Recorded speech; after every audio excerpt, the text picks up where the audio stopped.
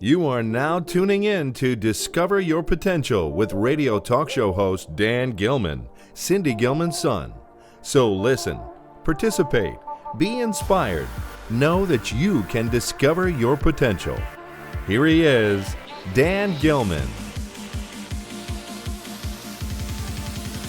Welcome to Discover Your Potential. I'm your host, Dan Gilman, and we have an amazing, talented guest today, Kevin Colby. Kevin is a content creator, coach who helps creators create, share their gifts, and make an impact to the world. He has over 30 years of experience in video production, creative strategy, and marketing.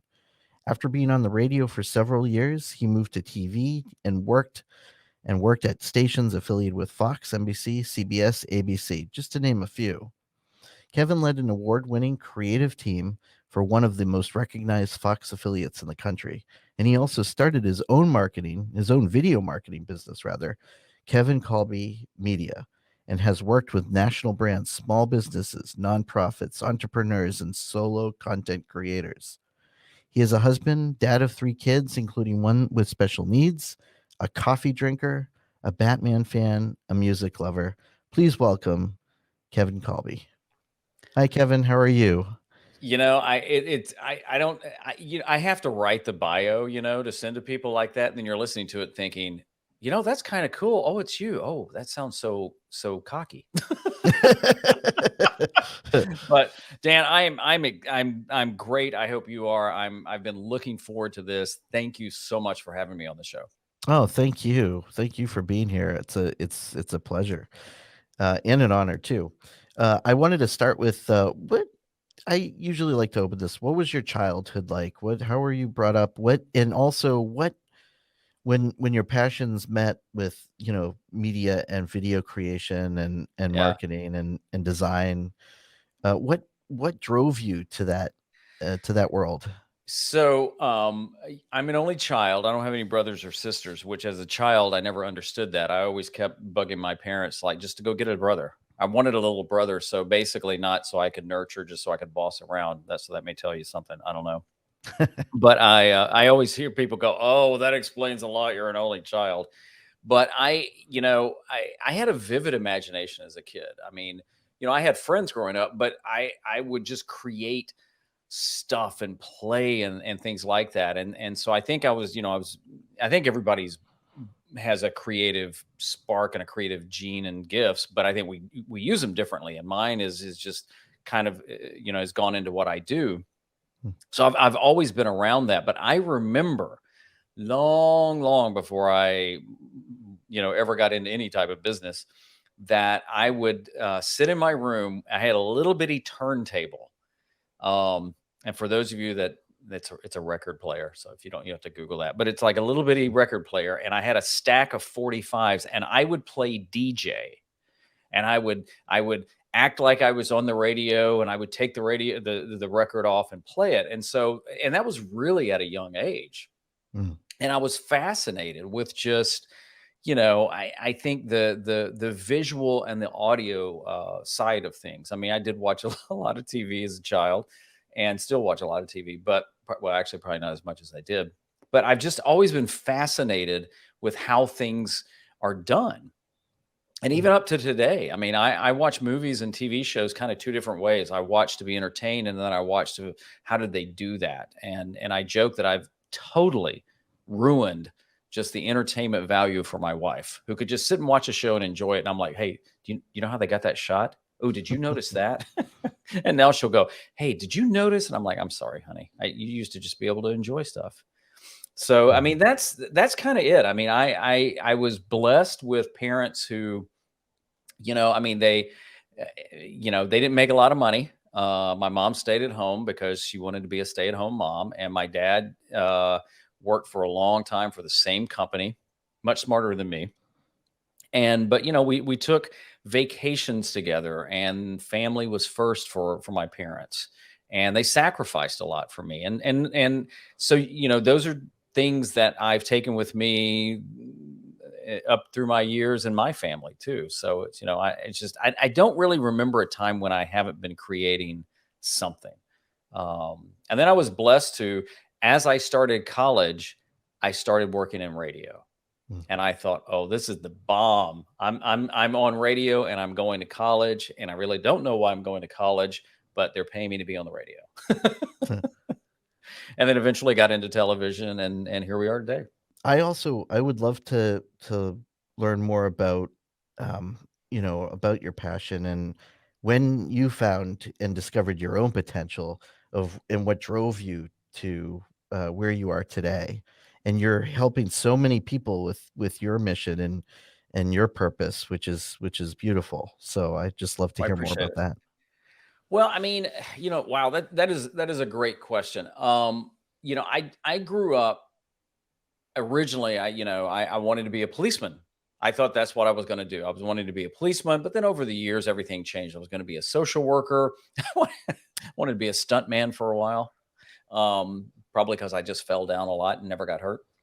Hmm. There were so many things. I was going to be a youth worker, and I think when the radio thing kicked in, I thought, wow, I like this. This is really cool. And then when television came around and I had a chance to work for a TV station, Hmm. I'm like, well, all I know about TV is the fact that you can spell it with two letters. I mean, that's all I knew. And what I enjoyed, I mean, my first job in TV was a very, very small independent station in Nashville, Tennessee, that eventually became part of Fox when Fox first started. So I always thought it was ironic that my first TV station became a Fox affiliate. My last TV station in the TV business was a Fox affiliate. Hmm. And I was a team of me and the graphic artist. I was on TV and I had to learn how to edit, and I had to spend money on advertising budgets and things like that. So it was really a crash course in getting in there and figuring things out, which I've always enjoyed doing. Hmm. I don't mind saying I don't know. I don't mind. Thankfully, we have Google now and YouTube, but I don't mind checking that out. So, over time, opportunities kept presenting themselves, Hmm. and eventually led to us being in North Carolina. And I was with a company for a long time, and that position went away, which I kind of thought it would because of the way the business was going. And so I kept thinking, what do I want to do? What am I going to do? I can get back in the business. People were like, oh, you can just work for any station you want to. But then I had people coming to me saying, hey, can you help us with this project?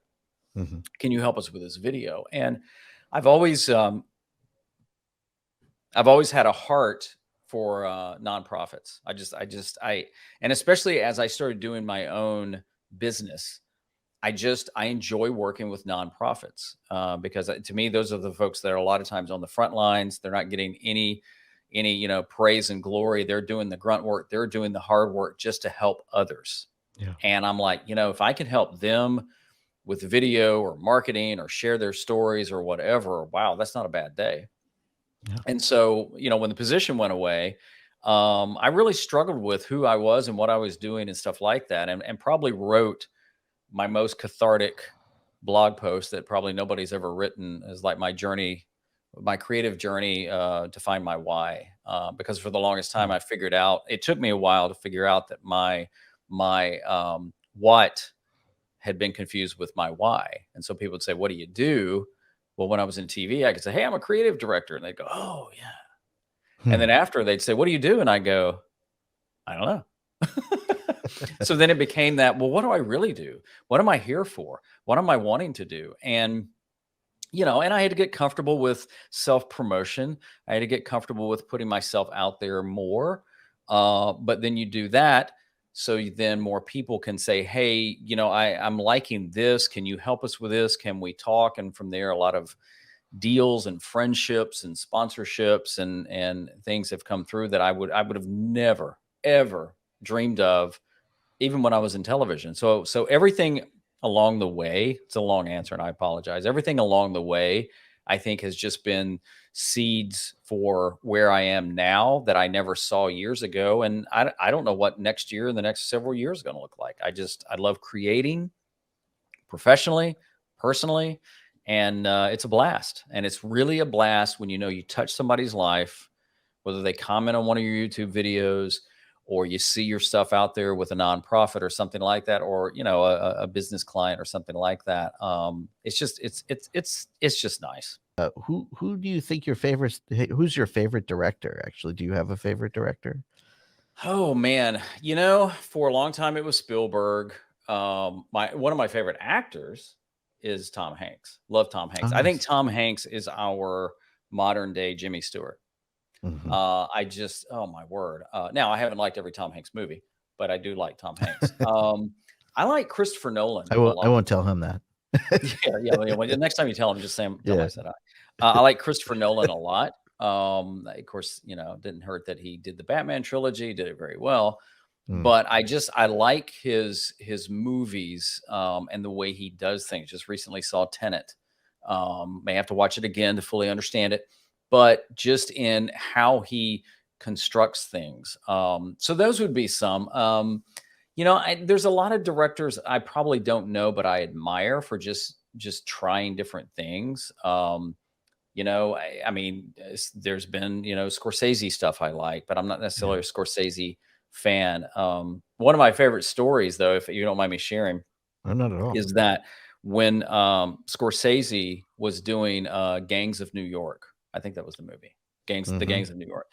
He and as the story goes, he and Lucas are friends. So Lucas comes to the set to visit Scorsese, and they've built like this set, and they've got this huge ship, and it's in a dry dock, and it's going to be pulled in, and they'll fill it up with water, and he's showing all this stuff to Lucas, and Lucas goes, "Martin, why don't you just create it all digitally? Save a lot of money." And evidently Martin's like, "No, you got to be realistic." And I thought, wow, you've got two great directors coming at the aesthetics totally different, but yet they're both still rooted in story. And I don't know. I just always thought that was interesting. And I thought, man, what a great fly on the wall that would have been, just to watch them, kind of spar back and forth on how to get the movie made. Now, I will tell you, I will say this though, just in case, that my favorite movie of all time, my kids could tell you this before I even tell you, because I talk about, is Saving Private Ryan.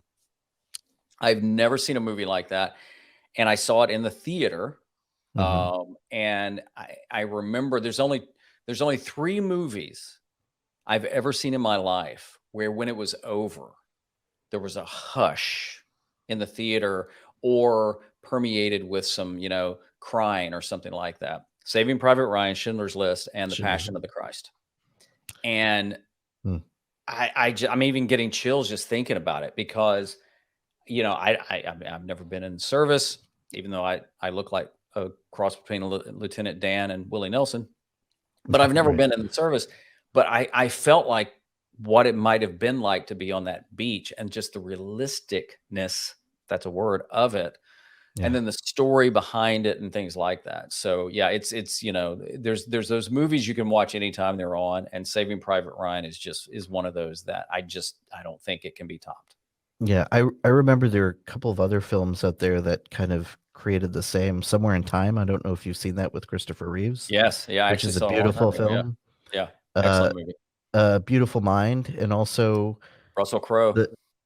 and also the Robin Williams film that I thought was really amazing, which was, and I'm trying to remember the name, Where Dreams May Come, or Where Dreams, I should know it. I know the one you're talking about. I never saw that one. But Yeah. I don't know if you're into Robin Williams. I'm a big Robin Williams fan, but that was a not typical Robin Williams film.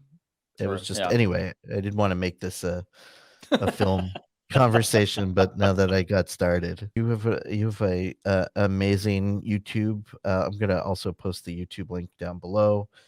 Thank you. Of what you're doing, and you're working with other creators, and just, it sounds really exciting, everything that you're working on now. Well, I appreciate that. Yeah, I mean, I YouTube is my core platform, and it took me a bit to figure that out. I may I was trying to say sound smart. I may look smart. I don't even know. Anyway, I may act smart. How about that? But it took me a while to figure out that, YouTube was my core platform, that I can, I can reach more people, and I do make money off YouTube, and things like that. But I just, at the end of the day, I like to help people create, because that's the questions I would get is like, hey, I mean, you'll get the, what is the best camera? And if anybody's watching this, here's the answer. I'll save you some money. There isn't one. Usually it's the one you Yep. have. Just figure out how to use it rather than keep chasing something. And I speak from experience there where you think you've got every piece of gear you need. Oh, look at that one. Let me go buy that one. No, yeah, Yeah. I have an issue with that too.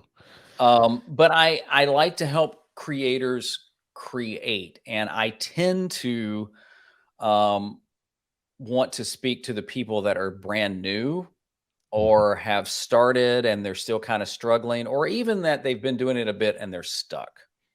And because what I find a lot of times is that I've got a lot, I mean, I'm a professional.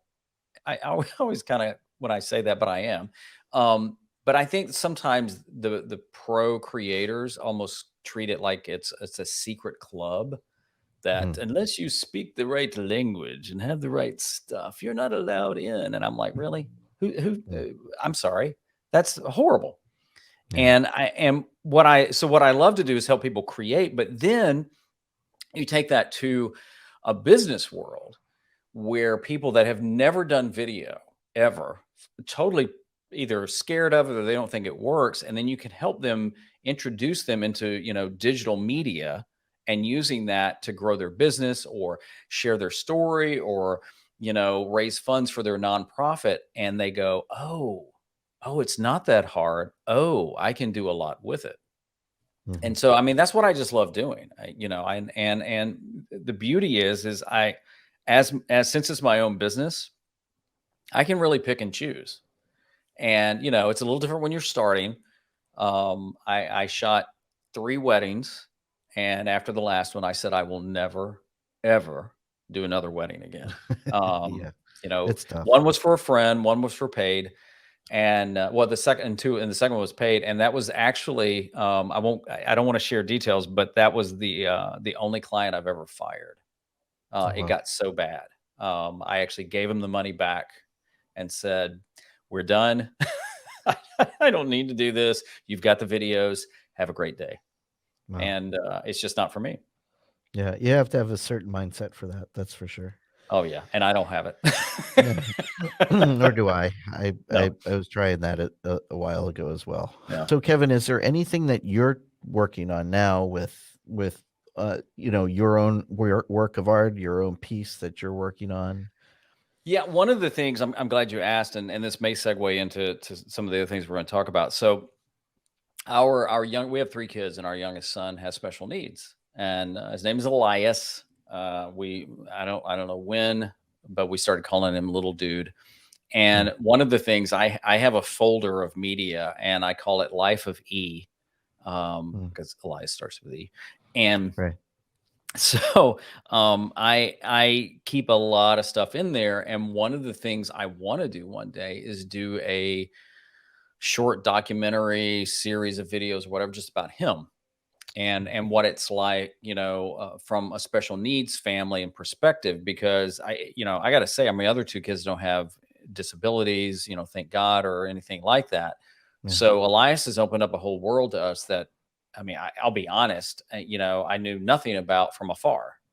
And it's a crazy world. So I mean, we've actually started a YouTube channel. I'll be honest, I just dumped videos on there. I did all the things you're not supposed to do. I haven't really messed with it. In fact, if you go to it, like the first video is like an old video and the second one is like a new, it's all out of sync.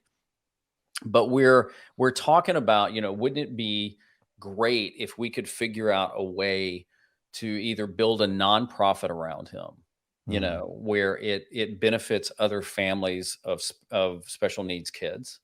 We've talked about maybe using some artwork and some things like that, with donations going back to whatever it might be, even to traveling around. This is the thing that we've been talking about more recently, is how could we figure out a way to just travel more and share that story, so it inspires other people and encourages them, and also just shines more of a light on what a lot of special needs families go through. Not for a pity party, but just to understand some of the frustrations, some of the victories, and things like that. So that's the thing that I think ultimately drives everything we do. And I say we because I think, that's where my wife wants to get more involved in that side as well. Yeah. And honestly, with having a special needs child, and if any of your listeners and viewers do, they're going to understand this. I mean, when you have kids, your priorities and schedules change. But even when Yes. you have a special needs or somebody with disabilities or special things like that, I mean, you got to be really flexible. I Yeah. mean, just 10 minutes, 15 minutes before we started today, he was having a seizure. And I've Wow. had to cancel things. I've had to move things around, and it can get frustrating. He can't help it, but you have to be flexible that way. Now, thank God I have my own business and I work out of a renovated, my office studio is a renovated bedroom that I have my own space. I can be mobile like that, Mm. and so therefore I can adapt my work. I mean, I've edited several projects from a hospital room. Wow. You do what you have to. Yeah. So anyway, that's kind of where I think we would like to take it. I love helping people create, or even working even more so, not exclusively, but more so with nonprofits, but just being able to share his story, why it matters. And I mean, I think that's where we want to go. So it's not a complete firmed out project. But like I said, I'm pointing at my hard drive. I keep all the pieces and the parts. So one day I can tell that bigger story. This is a good time to segue. The LGS Foundation. Hmm. First, for our listeners, because many of our listeners probably don't even know what is LGS, and also what causes it, Yeah. and how do you typically treat it? And it sounds like I mean, I've seen and read posts. I empathize. I really feel for you because it's just a lot of work and it's a lot of energy and it's hard. I have two kids. It's hard to even see my child hurt, Oh yeah. Yeah. and to see your son go through that, it has to be so painful. Yeah. Well, and I'll be honest, we had never heard of LGS. We'd never heard. So LGS stands for Lennox-Gastaut syndrome, which we had never heard of until we had taken him to a neurologist and he mentioned it. It just kind of was in passing. In fact, it was in his notes. And Mm. and as it became more obvious over time that is what he has, we were all having to dig back through and when did the neurologist say this and stuff? And this, in the simplest form, LGS is a severe form of epilepsy. You're not born with it. Ironically, you develop it. Now, how do you develop it? Don't know. Good. I mean, Elias has some other things going on. So, did that contribute to the LGS? Don't know. Mhm. Right now, there's no cure. You treat it as best you can. So, at one point, he was on 3 seizure meds a day. And Wow. now we've gotten down to one, but we have tried everything. I mean, he's even on a keto diet now, to help with the seizures, and that seems to help. But then keto has the side effect of kidney stones. So there's this Wow. cycle. So then it's like, okay, so are we treating the kidney stones, or are we treating the seizures? Which then, so there's a cycle. So Mhm. that's what the LGS Foundation is all about, is raising awareness and funds so they can continue the research to hopefully find a cure. There's a lot of ways to minimize it and treat it, Mhm. but there's not yet the way to cure it.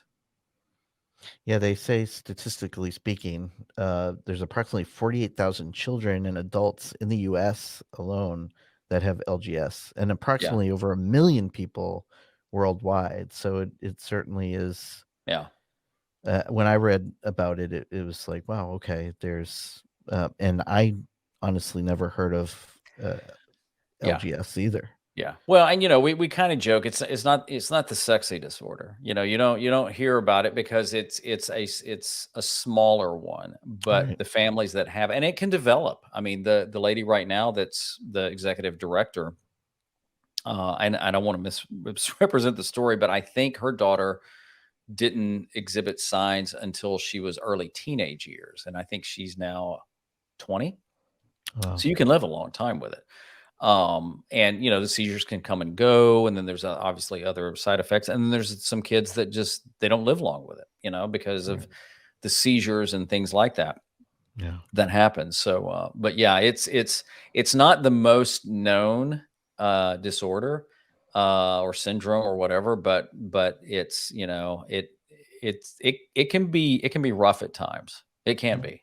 I'm not going to sugarcoat it. It can be tough. For parents who have children who have disabilities, what yeah, I find this important too. What sort of advice can you give to them? I Yeah, I mean, that's a great question. First of all, I mean, my wife and I, a lot of times will be told how great we are and, oh, you guys are amazing. And we're really not. I mean, we're parents, we're people. I mean, I think your job as parents is to love your kids and do the best you can. And you realize that as they get older, you do your best, and they're going to turn out sometimes the way they do. And they may disappoint you, they may not, and they have to find their own way. But with special needs, what I would say to any parents out there that are just getting a diagnosis or something like that has happened, and we've got friends where we know a lady who was in a car accident, and because of the car accident, her son now is disabled, and so Mm. she carries that guilt. I would say, just love them and do the best you can, and know that there's a community out there that can help. My wife is in a couple of support groups, just a bunch of ladies that also have special needs kids, and they're always, exchanging, like, just encouragement and things like that. And also know a lot of times it's a battle. I mean, you're fighting insurance sometimes, you're fighting the doctor, you're fighting, medical providers and things like that, but it's all worth it. So I would say, be encouraged in what you're doing. You're doing the right thing. And I mean, every parent should be an advocate for their child, period. But you really, really have to be an advocate for a child with disabilities. You have to, because nobody really is going to fight for them like you. Now, we've been blessed to be, in fact, I said it in one of the posts, I feel like we've been surrounded by the Avengers, that we've had the most amazing doctors, the most amazing therapists, the most amazing specialists, but we still have to fight for Elias, for what he needs, what's best for him. And the other thing too is, like, be okay with just saying, I'm tired, I'm frustrated, I need a break, I need somebody to help, and reach out. It can be isolating and lonely, and I think that's a dangerous place to be in. And then just tell people, what you need, how you can help. We don't do that as much as I say we should. Hmm. So I'm not always following my own advice. So that's some of the advice I would give, and encouragement. Yeah. Well, you are amazing. So Well, I'm just me. right. Amazing you. But so if there's one point of advice, whether it be something, about the business, or like a tip that you'd like to give out to people, or just even some motivation, talking about your why. I mean, that's something that we're actually having somebody on the program in a couple weeks. Actually, they have the Why Institute, Mm. and he talks about all about your why. And I find that really fascinating that you bring that up, because that's something that I'm really kind of everybody that I have on, or many of the folks that I have on my show, like I had Les Brown on not long ago, Oh and yeah. it's all about, who you are, your purpose, and you're, driven. And once you find your why, you find your world opens up, which I Yeah. find really Yeah. fascinating. Well, I read a book years ago that probably a lot of people have heard of, Purpose Driven Life, by a guy named Rick Warren. And I don't, the sad thing is I don't remember a lot about that. I don't read that much. I should. I have a running joke with my wife, is that she loves to read. She's been in book clubs, and I'm like, why not just watch the movie? It's a lot faster, because it takes Hmm. me forever to read a book. But the book basically starts out with, it's not about you. And I think, you know, we live in a world, and we always have probably, but even more so with social media, which I love, and digital media and virtual, where it is, you know, influencers is so much about me, me, me, me, me. Mm. And you know, I mean, I'll share with you. I mean, my why, what took me a while to get to was that my why came down to three things. I need to honor God, support my family, and help others. That's my why. That's my purpose. Now, how I do that may shift and change. I have to make sure that my YouTube channel is helping people, it's because it's easy to throw a video up there and are people commenting on it? Are they liking it and things like that? And it's like, yeah, but did it help anybody? Did it touch anybody? And then with the work you do, how are you doing that? And everybody has to decide how they do that. So if you are wanting to create, I just did a video on this, Dan. This can be any more timely, Oh, but that's good. I really think it comes down to three things, and these are my three things. And I'm probably going to do more about this. You know, this is maybe that project that grows because I've thought about maybe doing a course and some other stuff around it. But I'll Yeah. just share this. It comes down to three things: consume, create, and connect. I think those are the key. That if you want to be a student of something, if you want to understand it, consume it. You know, if you want to understand YouTube, understand about it. If you want to understand about LGS, read about it, talk to people about it. You know, consume content so you can have a better understanding of it. But then Yeah. create. And as I say in the video, what should you create? I don't know. Whatever you need to. But you know, if you've got a phone, you got a camera, I got a webcam, got a camera. I think you can do that. Document, and even if you just have kids, you want to like do videos with the kids, that's fine. But you need to be creating to figure out what you want to do and how you can do it, and what your voice is, and then connecting.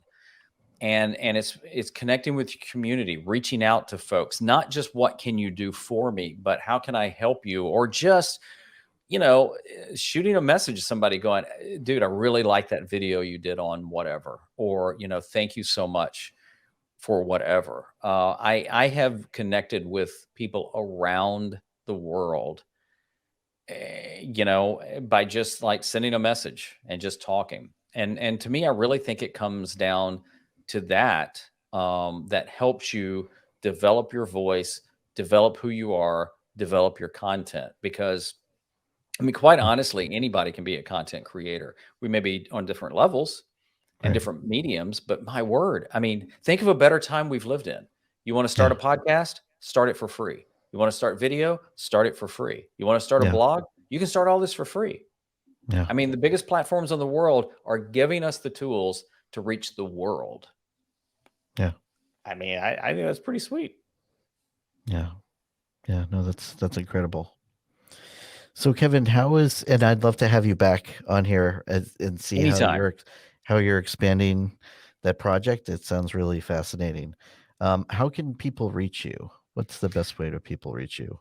Best place, if you want to check out my YouTube channel and see if there's anything on there that would help you, that would be fantastic. It's youtube.com/Kevin Colby. You can also check out my website, kevincolby.com. On there's some things about projects I've worked on and gear I use and resources and things like that. And then also, we were talking about this too. If you want to check out kevincolbymedia.com, which is technically my business name, that right now is hosting my podcast, a few blog articles, and some video too. But any of those, you can reach out to me, message me, leave a comment on a YouTube video. I'm just not that big that I don't comment to everybody.